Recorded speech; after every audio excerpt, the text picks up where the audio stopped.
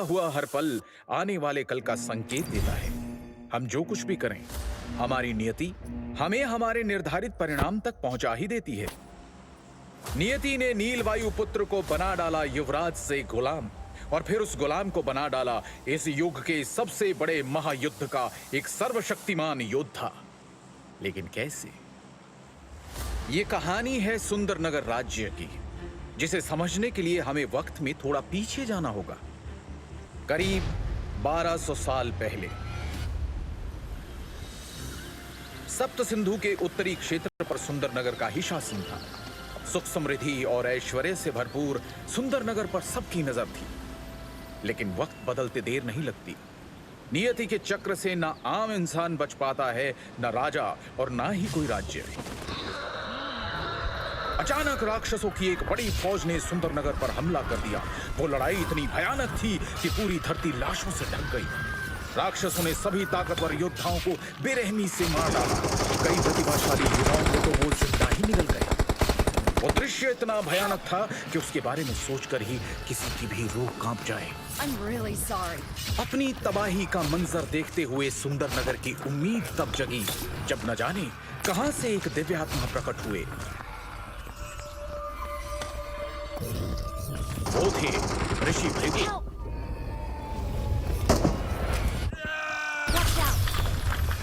उन्होंने सभी राक्षसों को अपनी पवित्र श्वेत अग्नि से जलाकर भस्म कर दिया और सुंदरनगर को तबाह होने से बचा लिया।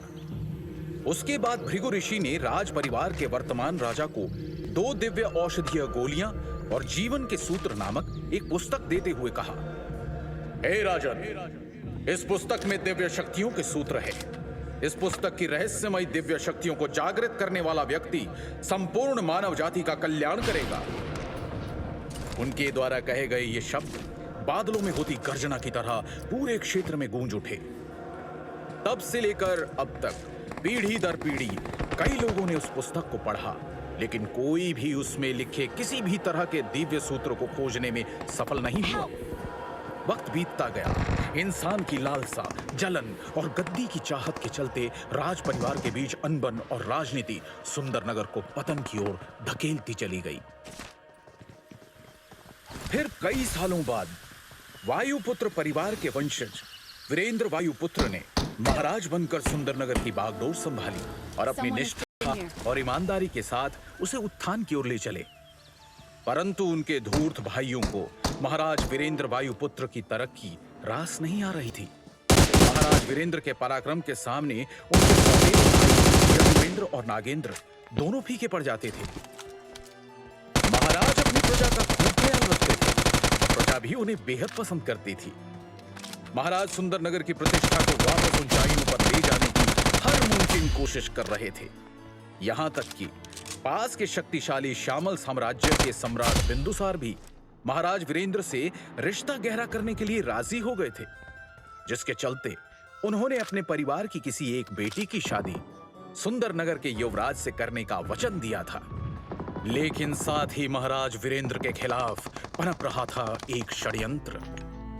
लालच और ईर्ष्या की आग में जलते दोनों भाई नागेंद्र और यजुवेंद्र कई सालों से महाराज के खिलाफ एक चाल चल रहे थे। एक तरफ उन्होंने धीरे धीरे करके राज्य के कुछ खास लोगों को अपने साथ कर लिया, वहीं दूसरी तरफ महाराज के वफादार, जिन्हें वो अपने साथ शामिल नहीं कर सकते थे, उन दोनों ने उन सबको महाराज के साथ ही मार डालने का षड्यंत्र रचा। महाराज वीरेंद्र का बेटा युवराज नील वायुपुत्र बहुत ही प्रतापी बच्चा है। उसके पैदा होने पर संत महात्मा द्वारा यह कहा गया था, ये लड़का एक दिन पूरे राज्य का उद्धारक बनेगा। हमारे शरीर में 7 सबसे महत्वपूर्ण चक्र होते हैं। एक एक करके चक्रों की शक्ति को जागृत करके इंसान एक महान योद्धा बन सकता है। मात्र 13 वर्ष की आयु में नील वायुपुत्र अपने पहले और सबसे मुश्किल चक्र यानी मूलाधार चक्र के शिखर पर पहुंच गया था, जिसकी वजह से हर कोई उसे सुंदरनगर के उद्धारक के रूप में देखने लगा था। उन्हें लगता था कि नील के नेतृत्व में वो एक बार फिर से पूरे उत्तरी क्षेत्र पर शासन कर सकेंगे। सबको लगता था कि नील वायुपुत्र अपने पिता के नक्शे कदमों पर चलते हुए सुंदरनगर को नई बुलंदियों पर पहुंचाएगा। महाराज भी नील को छोटी उम्र से ही अपने साथ राज्य के कार्यों में शामिल किया करते थे। पता नहीं क्यों, लेकिन नील को कभी भी अपने दोनों चाचा कुछ ठीक नहीं लगते थे और उसे ये भी समझ नहीं आता था कि उनकी धूर्तता को महाराज क्यों नजरअंदाज कर देते हैं। श्यामल साम्राज्य के सम्राट के साथ संधि महोत्सव करने के बाद सुंदरनगर में भी उत्सव का माहौल था। राजमहल में 13 साल का नन्हा युवराज नील भागते हुए बड़े से कमरे का दरवाजा खोलकर अंदर आता है। वो कमरा बहुत ही भव्य था। उस कमरे में प्रवेश करते ही वो अपनी नन्ही नन्ही आंखों से चारों तरफ देखने लगा। ऐसा लग रहा था मानो वो किसी को ढूंढ रहा हो। तभी उसे कक्ष के कोने में एक बड़ी कुर्सी दिखाई दी जिस पर कोई बैठा था, लेकिन उसकी तरफ पीठ होने के कारण वो कुर्सी पर बैठे व्यक्ति का चेहरा नहीं देख पा रहा था। नील के चेहरे पर एक बड़ी मुस्कान आ गई और वो दौड़ते हुए कुर्सी के सामने गया। कुर्सी पर बैठे व्यक्ति का चेहरा देखते ही नील की नन्ही आंखों में खौफ उतर आया। उसकी आंखें फटी की फटी रह गई और वो जोर से चिल्लाया, पिताश्री! 13 साल के युवराज नील वायुपुत्र ने अपने पिता को तड़पते हुए देखा था। महाराज वीरेंद्र के मुंह से खून की धार बह रही थी और उनका चेहरा पूरी तरह से नीला पड़ चुका था। ऐसा लग रहा था जैसे महाराज को घातक जहर दिया गया हो। बच्चे की चीख सुनकर कुर्सी पर बैठे महाराज ने अचानक अपनी आंखें खोली और बोले, नील, मेरे बच्चे, तुम आ गए। अपने पिता को ऐसी हालत में देखकर नील घुटनों के बल बैठ गया और नम आंखों के साथ रुआंसा होकर बोला, हाँ, आपको क्या हुआ है पिताश्री? महाराज ने नील को कोई जवाब नहीं दिया, मानो उन्होंने उसे सुना ही ना हो। फिर अपनी सांसों को काबू करते हुए वो धीमी आवाज में बोले, मैंने तुम्हें एक किताब दी थी, क्या तुमने उसे पूरी तरह से समझ लिया है? पिताश्री, हम इस बारे में बाद में भी बात कर सकते हैं, पहले हमें वैद्य जी के पास चलना चाहिए। नील ने हड़बड़ाकर कहा। मौत से कुछ ही पल दूर अपनी बची हुई शक्ति इकट्ठा करते हुए महाराज धीमे स्वर में बोले, उसके लिए बहुत देर हो चुकी है बेटा। उनकी बात सुनकर नील उन्हें अजीब भाव से देख रहा था। उसे समझ में नहीं आया कि आखिर उसके पिता ऐसा क्यों कह रहे थे। एक छोटे बच्चे के लिए यह नजारा बहुत ही तकलीफ देने वाला था। नील को देखकर उसके पिता के चेहरे पर एक दर्द भरी फीकी मुस्कान आ गई और उन्होंने कांपती हुई आवाज में कहा, नील, याद रखना, तुम हमारी आखिरी उम्मीद। इससे पहले कि वो अपनी बात पूरी कर पाते, अचानक उनके शरीर ने प्राण छोड़ दिए और वो कुर्सी पर ही दम तोड़ बैठे। ये देखकर नील की दर्द भरी चीख निकली, पिताश्री! इतने में सैनिकों की एक टुकड़ी राजमहल के उस कमरे में प्रवेश करती है और साथ ही राजा के जैसे कपड़े पहने हुए नागेंद्र और यजुवेंद्र वायुपुत्र आते हैं। अपने पिता की मृत्यु पर रोते बिलखते नील पर वो जरा सी भी दया नहीं दिखाते और सैनिकों को नील को कैद करने का आदेश देते हैं। उनके षड्यंत्र से अनजान मासूम नील झुंझलाकर बोला, छोड़ो मुझे, मैंने कुछ नहीं किया है, मुझे नहीं मालूम पिताश्री को किसने मारा। उसकी इस बात पर यजुवेंद्र जोर जोर से ठहाका लगाकर हंसने लगा और नील के करीब आकर बड़ी बेरहमी से उसने मासूम नील को बालों से पकड़ लिया। उसके चेहरे के भाव अचानक ही क्रूर हो गए। दिल तो करता है कि तुझे अभी जान से मार डालूं, लेकिन कितना मासूम है तू। मैंने क्या गुनाह किया है? मैंने कुछ नहीं किया है। चाचा जी, पिताश्री को वैद्य के पास ले चलिए ना, शायद वो इन्हें ठीक कर देंगे। नील यजुवेंद्र के आगे गिड़गिड़ाने लगा।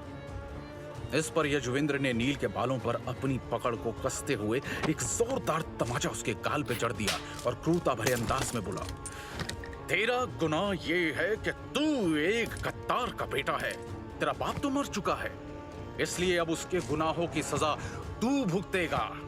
तू एक कैदी का जीवन बिताएगा। रोज तेरी इतनी पिटाई होगी कि तू रोज हमसे मरने की भीख मांगेगा। I need to stop. ऐसा कहकर यजुवेंद्र सैनिकों को इशारा करता है। उसकी आज्ञा का पालन करते हुए सैनिक नील को कारागृह ले जाने लगते हैं कि तभी पीछे खड़ा नागेंद्र एक तिरछी मुस्कान के साथ कहता है, अगर तेरी बहन नीलिमा सप्त सिंधु आश्रम न गई होती तो मैं उसे खुद अपने हाथों से सजा देता।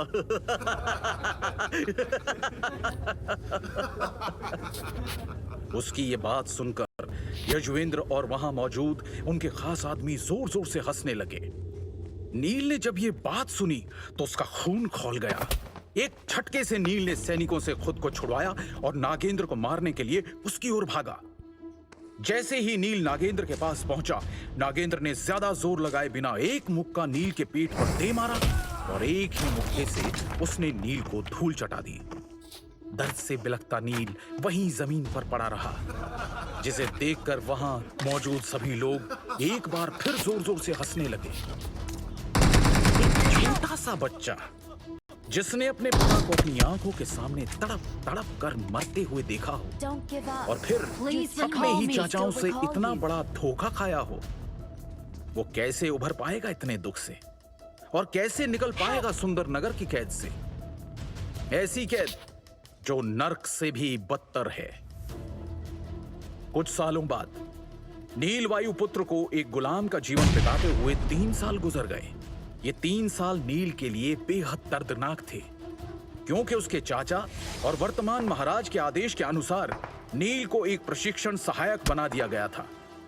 मुख्य रूप से प्रशिक्षण सहायक मौत की सजा पाए हुए वो कैदी थे जिन्हें शिष्यों के हाथों पीटने के लिए रखा गया था।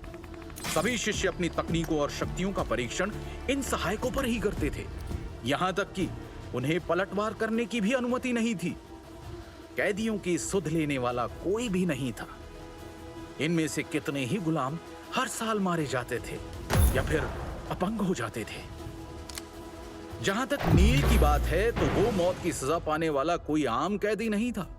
वो सुंदरनगर साम्राज्य का पूर्व युवराज था, जो पिछले 3 सालों से प्रशिक्षण सहायक बनकर लगातार मार खा रहा था। नील वायुपुत्र ने इन 3 वर्षों में इतने हमले, अपमान और पीड़ा झेली थी कि जिन्हें गिना भी नहीं जा सकता। उसने अब इसे ही अपनी नियति मानकर जीना सीख लिया था। रात का समय, दिन भर की पिटाई के बाद सभी कैदियों को उनके कारागार में डाल दिया गया। नील अभी सिर्फ 16 साल का है। उसका शरीर दुबला लेकिन चेहरा सुंदर है। अपनी चमकती नीली आंखों के साथ वो अपने कारागृह में दीपक के मंद प्रकाश में एक फटी पुरानी किताब को निराशा से देख रहा था। वो उस पुस्तक को एक बार फिर से पढ़ने की कोशिश कर रहा था। ये किताब उसके पिता द्वारा उसको मिला हुआ आखिरी तोहफा था। पुस्तक देते समय उसके पिता ने उससे कहा था, बेटा नील, ये पुस्तक हमारे पूर्वजों की पवित्र धरोहर है और ये हमारे कुल के पुनरुद्धार में सहायक होगी।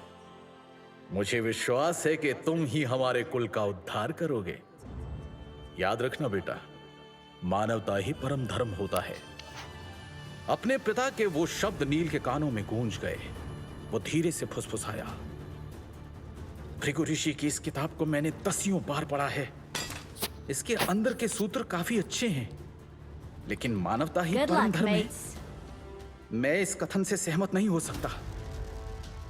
दीपक की हल्की लौ को देखते हुए उसने एक उदासी भरे स्वर में खुद से कहा, यदि मेरे पिता इतने दयालु और उदार नहीं होते, मानवता को परम धर्म नहीं मानते, तो आज हमारे राज्य की ये दुर्दशा नहीं होती और ना ही मेरे पिता की मृत्यु होती।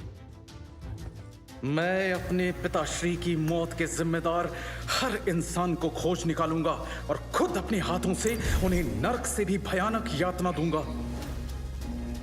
पिछले 3 सालों में हर रोज न जाने कितनी बार नील वायुपुत्र ने यह प्रतिज्ञा ली थी, लेकिन वो खुद नहीं जानता था कि वो अपने मकसद में कामयाब कैसे होगा। सभी समस्याओं का समाधान देने वाला कोई सूत्र, कोई उपाय या फिर शायद कोई जादुई मंत्र उस किताब में छुपा था, जो आज तक अनेक बार पढ़ने पर भी उसे नहीं मिला। लेकिन नील हार नहीं मानता और उस नन्हे दीपक की रोशनी में एक बार फिर किताब पढ़ने लगता है। क्या है नील की नियति? क्या नील कभी इस कैद से निकल पाएगा? क्या वो अपने पिता को इंसाफ और उनका खोया हुआ सम्मान वापस दिला पाएगा? क्या है भृगु ऋषि की किताब का रहस्य और कैसे बनेगी ये किताब नील की सबसे बड़ी ताकत? सवाल है अनेक और हर सवाल का एक दिलचस्प जवाब पाने के लिए बस सुनते रहिए Mahagatha, only on pocket FM.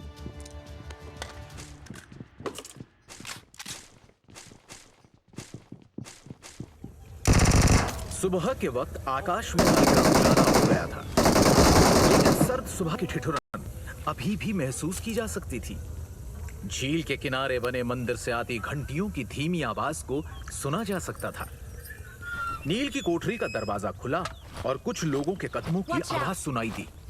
उन लोगों में से एक आदमी आगे बढ़कर अपना पैर नील पर पटकते हुए ऊंची आवाज में चिल्लाया, तुम सो रहे हो? ये राजमहल नहीं कारागार है। यहाँ तुम्हें नियम के हिसाब से चलना होगा। तुम अब सुंदर नगर के युवराज की तरह बर्ताव नहीं कर सकते। ये व्यक्ति सुंदर नगर का कारागार प्रभारी है। उसके मुंह पर चोट के कई निशान हैं, साथ ही उसके कुछ दांत भी टूटे हुए थे। पुत्र ने धीरे से अपना कंबल हटाया, लेकिन अभी भी उसकी आंखें बंद थी। लेकिन फिर निराश होकर वो पत्थर के बिस्तर से नीचे उतरा और चुपचाप उसने अपने कपड़े पहन लिए। उसके कपड़े पुराने और फटे हुए थे, जैसे कि उन्हें सालों से पहना जा रहा हो। कारागार प्रभारी नील के सर पर जोर से मारते हुए चिल्लाया, इसकी आदत दिन ब दिन बिगड़ती जा रही है, इसे जल्दी से बाहर ले जाओ। ऐसा कहकर उसने इशारा किया और उसके पीछे खड़े लोग नील के पास आए और उसके हाथों और पैरों में बेड़ियां बांधकर उसे चमड़े का मोटा कवच पहनाने लगे और फिर उसे बदतमीजी से धकेलकर प्रशिक्षण स्थल ले आए। प्रशिक्षण स्थल एक बहुत बड़ा मैदान था। ये सुंदर नगर राज्य के मुख्य शिष्यों के लिए अभ्यास करने की जगह थी।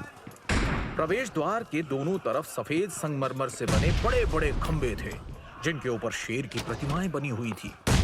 वहीं अंदर हरे रंग के वस्त्र पहने 30 से अधिक शिष्य अखाड़े के बीच मुख्य आचार्य के मार्गदर्शन में युद्ध कला का अभ्यास कर रहे थे। ये सुंदर नगर के मुख्य शिष्य थे। उन सभी को कठिन परीक्षाओं के बाद मुख्य शिष्य के रूप में चुना गया था, जिनके प्रतिभा को निखार कर सैनिकों के रूप में तैयार किया जा रहा था। वहीं अखाड़े के दूसरी तरफ चमड़े का कवच पहने 20 से अधिक पुरुष खड़े थे। उनके हाथ पैर भी नील की तरह ही बंधे हुए थे। लगातार हर रोज मार खाने के कारण उन सभी के शरीर थके हुए, चोटिल और घाव से भरे थे। प्रशिक्षण स्थल में पहुंचने के बाद नौकरों ने नील को भी उन आदमियों के साथ खड़ा कर दिया।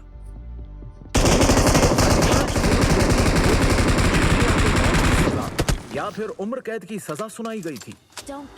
सभी कैदियों को सहायक के रूप में इस्तेमाल किया जाता था। मुख्य आचार्य की आवाज प्रशिक्षण स्थल में गूंज उठी, आज का अभ्यास यहीं समाप्त होता है। अब सभी लोग एक एक सहायक चुन लें। वास्तविक मानव शरीर पर प्रहार करने से आप मानव शरीर की हड्डियों की संरचना और कमजोरियों से परिचित हो जाएंगे। आचार्य के निर्देश के बाद सबने अपना अपना सहायक चुन लिया। जल्दी ही सभी गुलामों की दर्द भरी चीखें प्रशिक्षण स्थल में गूंजने लगी। कई शिष्यों ने बारी बारी नील को चुना, क्योंकि पूर्व युवराज को पीटना उन सभी के लिए किसी उपलब्धि से कम नहीं था। एक एक करके सबने नील का मजाक उड़ाते हुए उसके साथ अभ्यास किया। इस दौरान नील शांत रहा, अपने शरीर के महत्वपूर्ण हिस्सों को बचाने पर ध्यान केंद्रित करता रहा। इस अपमान और पीड़ा को झेलना तो वो सीख चुका था। उसने बस इस बात से संतोष कर लिया था कि कम से कम उसकी बहन नीलिमा वायु इस सप्त सिंधु आश्रम में सुरक्षित है। वहीं दूसरी तरफ राजमहल के एक आलीशान कमरे में, जहां कभी महाराज वीरेंद्र रहा करते थे, अब वहां नागेंद्र और यजुवेंद्र सुंदर नगर के राजा बने बैठे अपनी अय्याशियों में डूबे रहते हैं। अनेकों दासियां उनकी सेवा में हर पल रहती हैं और वो दोनों शराब और ताकत के नशे में चूर सबसे बदतमीजी से पेश आते हैं। आज जब नशे में मदमस्त यजुवेंद्र एक दासी को अपनी गोद में बैठाए उसके यौवन का आनंद ले रहा था, वहीं नागेंद्र कुछ परेशान सा दिखाई पड़ रहा था। उसे देखकर यजुवेंद्र बोला, भाई साहब, लगता है इन दासियों से आपका मन भर चुका है। आप कहें तो मैं आपके लिए कुछ नई दासियां बुलवा लूं। इस पर परेशान से नागेंद्र ने झुंझलाकर इशारा किया और बोला, Please recall me. Got it. मालिक का आदेश पाकर सभी दासियां वहां से चली गईं। Watch out. आखिर बात क्या है भाई साहब? इस पर नागेंद्र बोला, नील वायुपुत्र अब 13 साल का बच्चा नहीं है, वो बड़ा हो रहा है और उम्र के साथ उसकी शारीरिक शक्ति भी बढ़ेगी। होगा। Awesome. नागेंद्र की बात सुनकर यजुवेंद्र को हंसी आने लगी, लेकिन उसने खुद को संभालते हुए कहा, अरे भाई साहब, आप इस बात से परेशान हैं क्या? वो एक गुलाम Please है recall जो me. पिछले 3 साल से इतनी मार खा चुका है कि उसके शरीर में लड़ने की शक्ति होना तो दूर, उसके शरीर में पकड़े रखने की भी शक्ति नहीं होगी। Awesome. आप बेफिक्र रहिए। नागेंद्र यजुवेंद्र को बीच में ही टोकते हुए बोला, और नीलिमा वो सप्त सिंधु आश्रम में महायोद्धा बनने की कगार पर होगी। जब उसे पता चलेगा कि उसका भाई हमारी कैद में है तो वो उसको बचाने की कोशिश नहीं करेगी। यजुवेंद्र हंसते हुए बोला, Awesome. भाई साहब, आपको क्या लगता है मैंने इस बारे में नहीं सोचा होगा? आप निश्चिंत रहिए, नीलिमा का recall भी me. इंतजाम हो Got चुका it. है। कहते हुए यजुवेंद्र के चेहरे पर एक कुटिल मुस्कान Awesome. थी। यहाँ प्रशिक्षण स्थल में नील बुरी तरह शिष्यों से मार खा रहा था कि तभी रेशमी कपड़े पहने एक युवक I'm दिखाई recalling दिया, a teammate. जिसके पीछे कई लोग सहायकों की तरह चल रहे थे। Thanks. युवराज आ गए। प्रशिक्षण स्थल पर मौजूद शिष्यों ने अपना अभ्यास रोक दिया I'm really और उस sorry. युवक की चापलूसी करने में लग गए। युवराज, आखिर आप साधना से बाहर आ ही गए। आप काफी ऊर्जावान और तरोताजा दिख रहे हैं। लगता है आपने खुद को काफी मजबूत बना लिया है। हमारे युवराज बहुत प्रतिभाशाली हैं। ये हमारे सुंदरनगर की शान है। मुझे यकीन है इन्होंने अपना स्वाधिष्ठान चक्र जागृत कर लिया है और वीर योद्धा बन गए हैं। नील की नजर रेशमी कपड़े पहने उस लड़के पर पड़ी तो उसके भीतर क्रोध की एक ज्वाला भड़क उठी। ये तथाकथित युवराज देवदत्त वायुपुत्र हैं, जो उसके पिता के सौतेले भाई नागेंद्र का सबसे बड़ा बेटा है और नील की ही उम्र का है। नील को गुलाम बनाए जाने के बाद देवदत्त वायुपुत्र को नील की जगह सुंदरनगर का युवराज बना दिया गया था। कुछ समय से देवदत्त वायुपुत्र अपनी साधना पर ध्यान देने के लिए एकांत में चला गया था, इसलिए कई दिनों से वो कहीं दिखाई नहीं दे रहा था। अब उसे देखकर कोई भी बता सकता था कि एकांतवास से बाहर आने के बाद वो और भी मजबूत हो गया है। देवदत्त को महसूस हुआ कि कोई पैनी नजर से उसे देख रहा है। उसने उस ओर अपना सिर घुमाया तो उसकी नजर नील पर पड़ी। वो अपने चेहरे पर एक मुस्कान लेकर नील के पास आया और उसका मजाक उड़ाते हुए बोला, इतने लंबे समय के बाद भी तुम्हें जीवित देखकर मुझे आश्चर्य हो रहा है। नील ने ठंडे स्वर में जवाब दिया, सच कहा, मैं अभी तक मरा नहीं हूं। मेरी इतनी फिक्र करने के लिए धन्यवाद। नील का जवाब सुनकर कई शिष्य नील पर बरस पड़े। युवराज से इस लहजे में बात करने की तुम्हारी हिम्मत कैसे हुई? तुम सिर्फ एक गुलाम हो। तुरंत नीचे झुककर युवराज से माफी मांगो, वरना आज तुम्हें अपने पैदा होने पर भी पछतावा होगा। उन्होंने ऐसे जताया जैसे नील ने कोई बहुत बड़ा गुनाह कर दिया हो। देवदत्त वायुपुत्र ने सभी को चुप होने का इशारा किया, फिर एक अभिमानी मुस्कान के साथ पूछा, नील, Marked a location. क्या तुम जानते हो मैं एकांतवास में क्यों गया था? नील ने कोई जवाब नहीं दिया। वो लगातार देवदत्त को घूर रहा था। देवदत्त ने अपनी बाजुओं पर हाथ फेरते हुए बड़ी हैरत के साथ कहा, भृगु ऋषि द्वारा भेंट की हुई गोली वास्तव में असाधारण है। उसमें मौजूद दिव्य ऊर्जा ने मेरे शरीर को पूरी तरह से शुद्ध कर दिया है। जिससे मुझे ऐसा महसूस हो रहा है मानो मेरा पुनर्जन्म हुआ। उसकी सहायता से मैंने अपने दूसरे कुंडलिनी Awesome. चक्र की शक्ति को जागृत कर लिया है। अभी तो मेरे शरीर में उसकी 80% ऊर्जा Awesome. बाकी है। उसकी पूरी ऊर्जा इस्तेमाल करने के बाद मैं बहुत ही जल्द विशुद्ध चक्र जागृत करके महावीर योद्धा बन जाऊंगा। औषधीय गोलियां। It is showtime. नील की आंखें हैरानी से बड़ी हो गई। Awesome. दोनों औषधीय गोलियां सुंदर नगर राज्य के किसी खजाने की तरह थी। ऐसा कहा जाता है कि उन्हें एक गोपनीय स्थान पर छुपाया गया था। पूर्वजों द्वारा निर्धारित नियमों के अनुसार राज परिवार में 14 वर्ष की आयु से पहले स्वाधिष्ठान चक्र जागृत करने वाले सदस्य को ही ये गोलियां दी जाएंगी। लेकिन किसी ने भी अभी तक ये उपलब्धि हासिल नहीं की थी। इस प्रकार पिछले 1200 वर्षों में वो दिव्य औषधीय गोलियां किसी को भी नहीं दी गई थी। अगर कोई उन गोलियों का हकदार बनने की क्षमता रखता था तो वो था नील वायुपुत्र, जिसने 13 वर्ष की आयु में मूलाधार चक्र के शिखर को छुआ था। दुर्भाग्य से राज्य के भीतर हुए षड्यंत्र के फलस्वरूप नील वायुपुत्र को एक गुलाम के रूप में जीवन बिताना पड़ रहा था और इन कठिन परिस्थितियों में उसकी साधना लगभग रुक सी गई थी। दूसरी ओर देवदत्त में औसत दर्जे की प्रतिभा थी। वो बड़ी मुश्किल से 16 वर्ष की आयु में अपना मूलाधार चक्र जागृत कर पाया था। वो इन दिव्य औषधीय गोलियों के बिल्कुल भी योग्य नहीं था, लेकिन इसके बावजूद Awesome. वो इस मूर्ख को मिल गई थी। जब नील ने ये बात सुनी कि जो गोलियां उसकी होनी चाहिए थी वो इस गधे को मिल गई हैं, तो वो गुस्से में कांपते हुए बोला, देवदत्त, तुम्हारी ऐसा करने की हिम्मत कैसे हुई? क्या तुम्हारे मन में हमारे पूर्वजों के लिए कोई सम्मान नहीं है? तुम्हारी मुझसे सवाल करने की औकात नहीं है। अब मैं स्वाधिष्ठान चक्र तक पहुंच गया हूं। अब मैं किसी Awesome. बलिष्ठ सांड को भी हरा सकता हूं। तुम तो बस एक कमजोर गुलाम हो। अगर मैं चाहूं तो मैं तुम्हें आसानी से कुचल सकता हूं। लेकिन आज ही मैं साधना से बाहर आया हूँ, इसलिए मैं अपने शक्ति परीक्षण के लिए एक सहायक चुनूंगा। नील के अपमान से देवदत्त जरा भी परेशान नहीं था। किसी गुलाम के मुंह लगना एक युवराज की शान के खिलाफ था। उसने नील के साथ अपनी बातचीत वहीं रोक दी और लापरवाही से इशारा किया और कहा, मैं चुनता हूँ तुम्हें। आश्चर्यजनक रूप से देवदत्त ने नील को नहीं चुना। Awesome. इसके बजाय उसने एक अधेड़ उम्र के कैदी को इशारा करके अपने पास बुलाया। वो कैदी तुरंत कांपने लगा।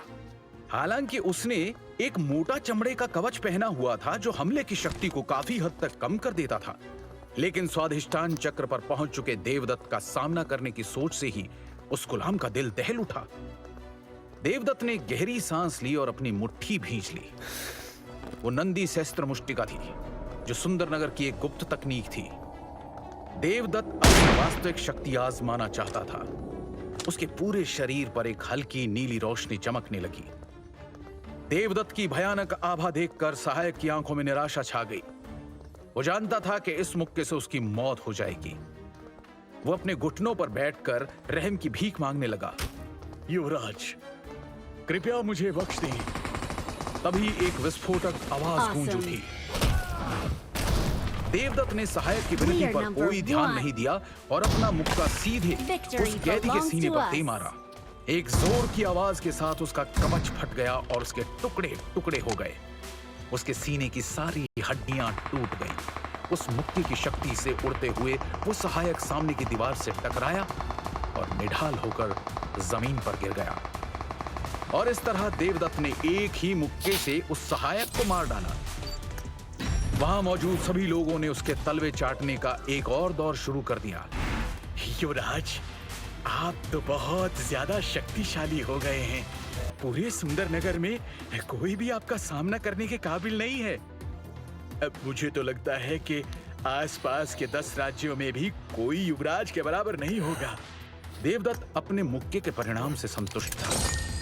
उसने एक राहत की सांस ली और फिर शातिर मुस्कान के साथ नील की ओर देखा। हालांकि नील उस अधेड़ उम्र के व्यक्ति जितना कमजोर नहीं था, लेकिन देवदत्त के मुक्के की शक्ति वास्तव में काफी ज्यादा थी। नील अवचेतन रूप से एक कदम पीछे हो गया। तो देवदत्त ने हंसते हुए नील के कंधे को थपथपाया। निश्चिंत रहो, मैं तुम्हें इतनी जल्दी नहीं मारूंगा। मैं तुम्हें दिखाना चाहता हूं कि तुम जैसे कचरे की तुलना में मैं कितना ताकतवर हूं। नील ने कोई जवाब देना ठीक नहीं समझा। देवदत्त अपनी अभिमानी मुस्कान लेकर वहां से जाने को हुआ कि तभी अचानक उसे कुछ याद आया। वो घूमा और बोला, ओह, और एक बात, मैंने सुना है कि मेरी प्रतिभाशाली चचेरी बहन को सप्त सिंधु आश्रम में परेशानी हो रही है। उसे काली पहाड़ी पर कैद कर दिया गया है। नीलिमा को कैद कर दिया गया है? ये सोचकर ही नील का दिल दहल गया। पिछले 3 सालों में नील ने कभी इस बात की परवाह नहीं की कि उसे एक गुलाम के रूप में रखा गया था। उसे हर रोज बुरी तरह घायल होने तक पीटा जाता था। उसने इस बात की भी परवाह नहीं की थी कि देवदत्त ने उससे दिव्य औषधीय गोलियां छीन ली जो मूल रूप से उसी की होनी चाहिए थी। लेकिन उसकी बहन नीलिमा उसकी एकमात्र कमजोरी थी। वो किसी भी हालत में उसे कुछ भी नहीं होने दे सकता था। क्या करेगा नील? Showtime. कैसे बचाएगा वो अपनी बहन को जब वो खुद को ही बचा नहीं पा रहा है? क्या नीलिमा के कैद होने के पीछे यजुवेंद्र का हाथ है या है कुछ और ही बात? जानने के लिए सुनते रहिए Mahagatha, only on pocket FM.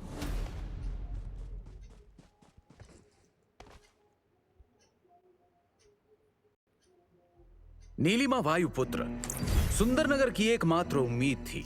यहां तक कि वो नील से भी अधिक प्रतिभाशाली थी।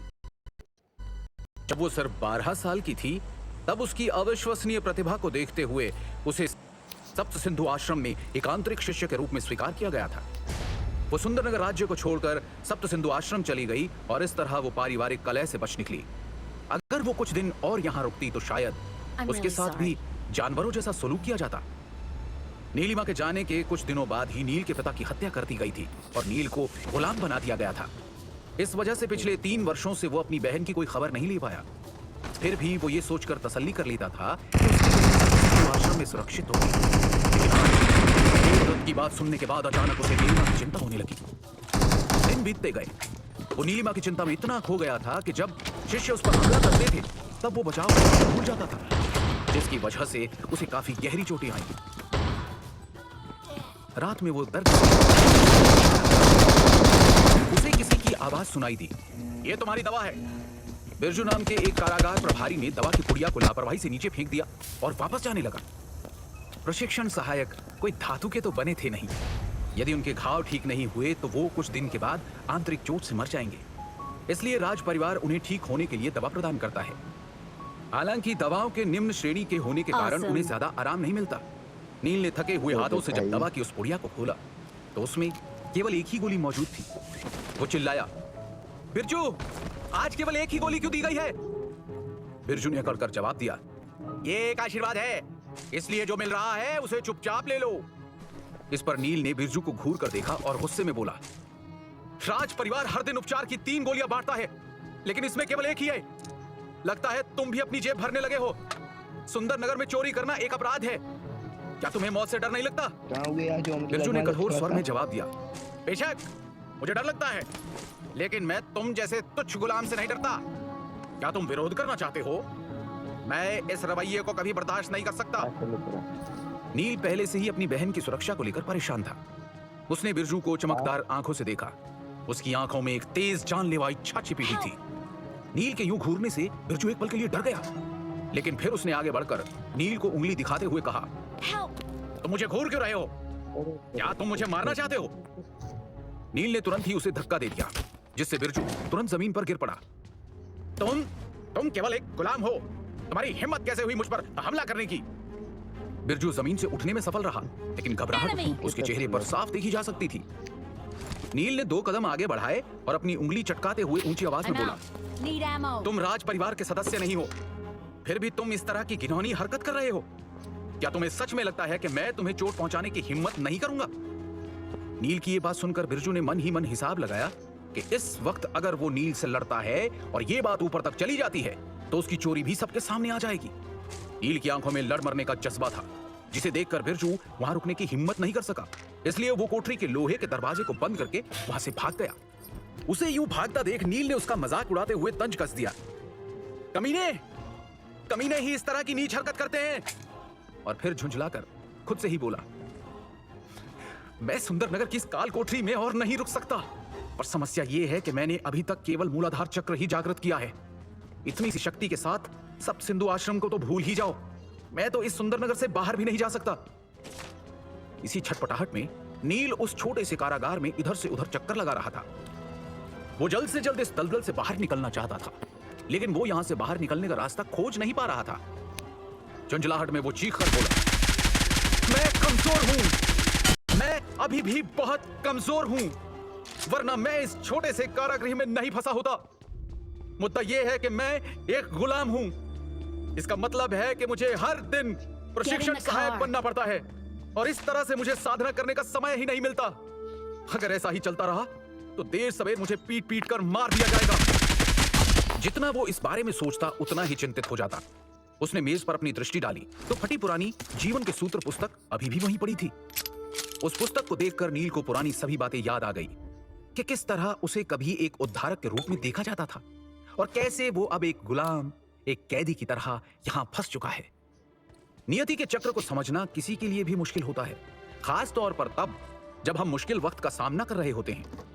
जैसे कि इस वक्त सुंदरनगर का पूर्व युवराज नीलवायुपुत्र एक बुरे दौर से गुजर रहा है।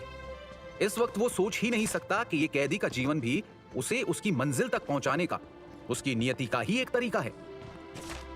इस फटी पुरानी किताब में दिव्य सूत्रों का एक पूरा गुच्छा है, लेकिन ये मेरे किसी काम की नहीं है। इसे पढ़ने से मुझे क्या फायदा है? नील ने उन तथाकथित दिव्य शक्तियों के बारे में सोचकर बार बार इस पुस्तक को पढ़ा था, लेकिन उसे इस तरह का कोई भी सूत्र नहीं मिला। इस वक्त उसकी मनोदशा बहुत खराब थी। जब से उसे अपनी बहन के बारे में देवदत्त से पता चला है, उसके सभी घाव मानो वापस हरे हो गए, और उसकी यहां से निकलने की इच्छा एक बार फिर से तीव्र हो गई थी। लेकिन जितना वो यहां से निकलने के बारे में सोचता, वो उतना ही हताशा, निराशा और झुंझलाहट से भर जाता। इस वक्त उसकी छटपटाहट अपने चरम पर थी। उसने नाराजगी से किताब उठाई और उसे बीच से फाड़ दिया, फिर उसे जला देने के लिए दिए के ऊपर रख दिया।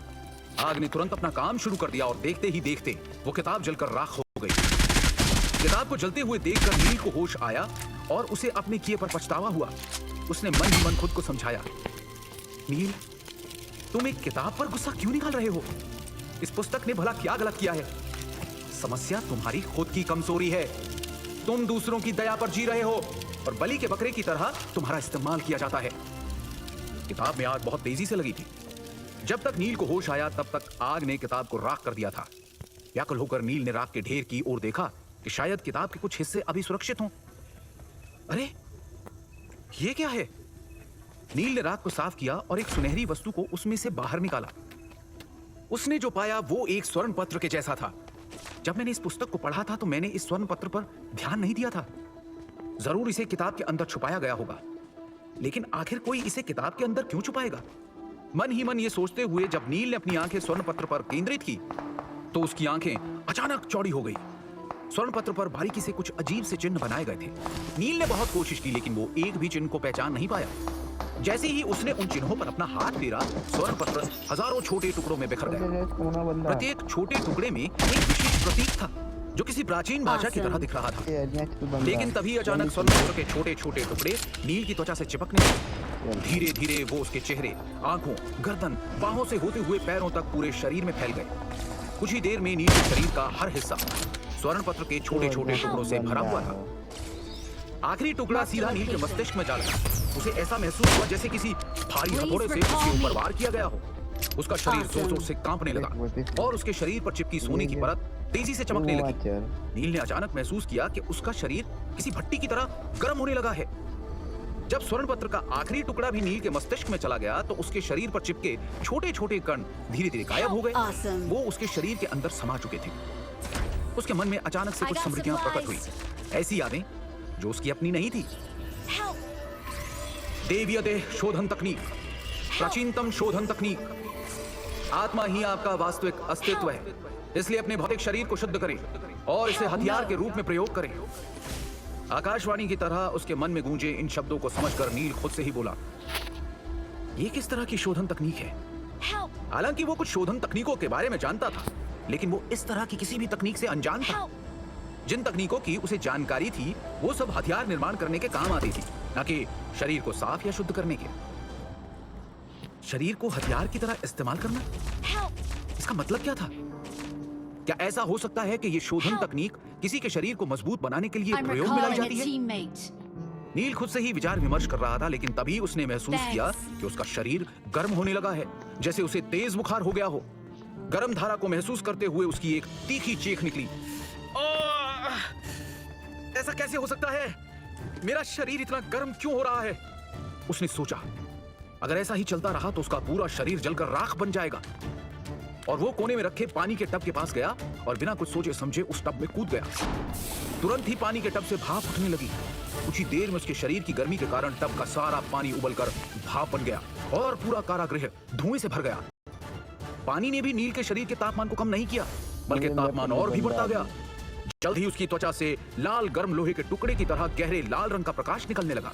उसे बेतहाशा दर्द हो रहा था, लेकिन अपनी नियति से अनजान वो चाहकर भी कुछ नहीं कर पा रहा था। क्या होगा आगे? क्या नील इस पीड़ा को झेल पाएगा? क्या है इस पुस्तक का रहस्य? क्या वो बनेगा सुंदरनगर का उद्धारक, या कोशिश करते हुए खत्म हो जाना ही उसकी नियति है? जानने के लिए बस सुनते रहिए Mahagatha, only on pocket FM. Awesome. यहीं पे कहानी रुक जाए तो मन थोड़ा अटक जाता है ना? बस इसीलिए है हमारा पॉकेट प्रीमियम, ताकि आप सुनो बिना रुकावट के। प्रीमियम के साथ आपको मिलेगा हर कहानी में रोज 60 मिनट का एक्स्ट्रा बोनस और पूरा एड फ्री एक्सपीरियंस सिर्फ 129 रुपए महीने में। मतलब रोज के बस 4 रुपए में अनलिमिटेड एंटरटेनमेंट। और सबसे बढ़िया बात, ये अनलिमिटेड एंटरटेनमेंट आप अभी शुरू कर सकते हो सिर्फ 29 रुपए में 14 दिन के ट्रायल के साथ। तो देर किस बात की, कहानियों का असली मजा शुरू कीजिए पॉकेट प्रीमियम के साथ और अभी अनलॉक कीजिए अपनी कहानी।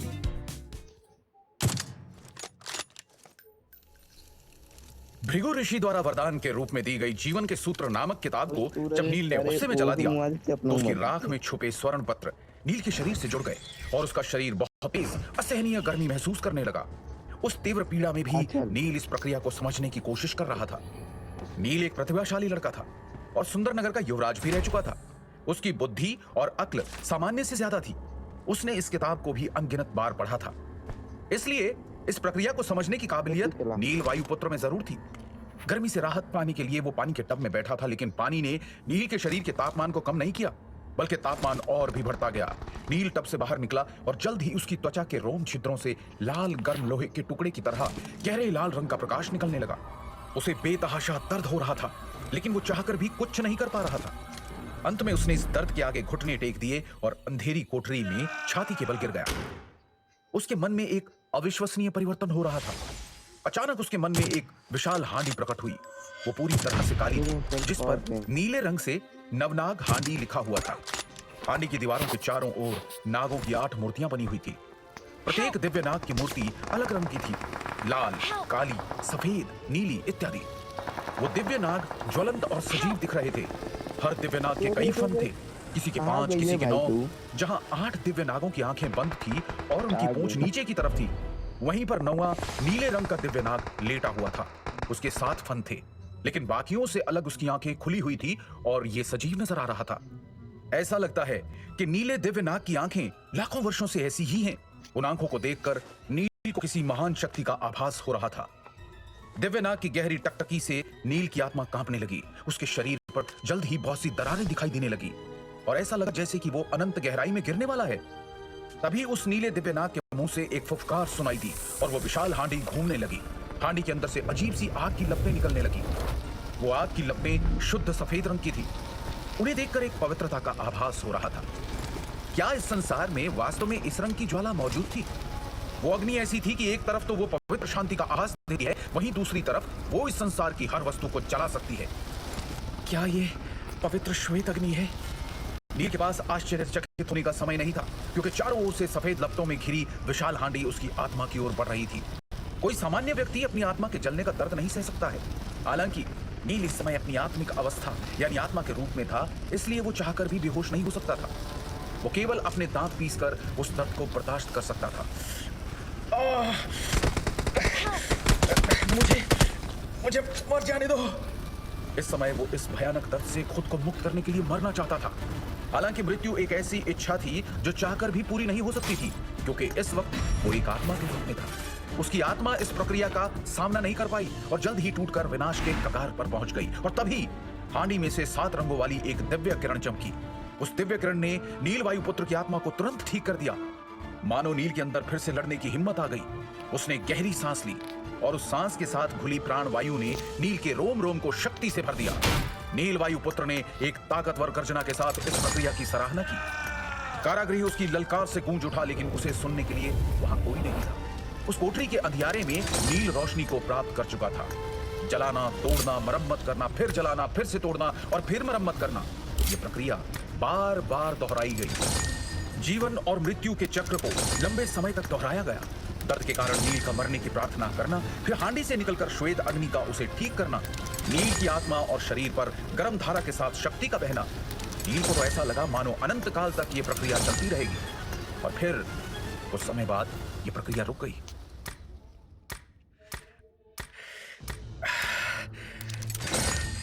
ये भयानक दर्द अब खत्म हो गया है। नील वायुपुत्र ने एक लंबी सांस छोड़ी। जब उसने उस दर्द के बारे में सोचा जिससे वो अभी अभी गुजरा था, तो डर के मारे उसका शरीर कांप गया। उसी समय उसकी आत्मा ने आश्चर्यजनक रूप से एक सुनहरी रोशनी को उजागर किया। काफी देर के बाद आखिरकार नील अपने अंतर्मन से बाहर निकल गया और चेतन अवस्था में आ गया। उसका शरीर बहुत कमजोर लग रहा था। उसके अंतर्मन में वो बड़ी सी हांडी अब घूमनी बंद हो गई थी, लेकिन सफेद लौ अभी भी जल रही थी। हालांकि उसकी आग अब भी पहले की तरह सभी दिशाओं में फैली हुई थी, लेकिन वो अब इतनी भयावह नहीं लग रही थी। दैवीय देह शोधन तकनीक, शरीर को हथियार की तरह इस्तेमाल करो। अचानक से ये शब्द नील के दिमाग में एक बार फिर कौंध गए और वो समझ गया कि उसकी आत्मा और शरीर को इस हांडी द्वारा मजबूत बनाया गया है। क्या भृगु ऋषि ने जिस दिव्य सूत्र की बात की थी वो ये था? और ये नवनाग हांडी आखिर है क्या? इस समय नील के मन में कई सवाल